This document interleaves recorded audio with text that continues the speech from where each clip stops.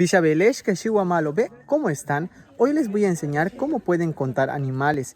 En este caso vamos a utilizar el clasificador numeral TUL y vamos a contar ganados o toros.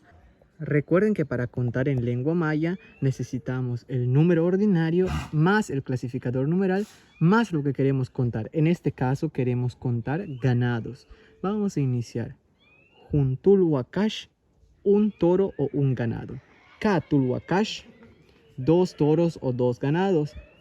Oshtul wakash, tres toros o tres ganados.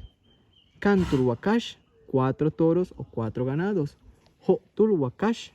Y así vamos aumentando. Recuerden que los números del 1 al 10 son Jun, Ka, Osh, Kan, Ho, Wak, Wuk, Washak, Bolón y Lahun. Entonces si yo quiero contar 10 ganados, diría Lahuntul Wakash, que significa 10 ganados.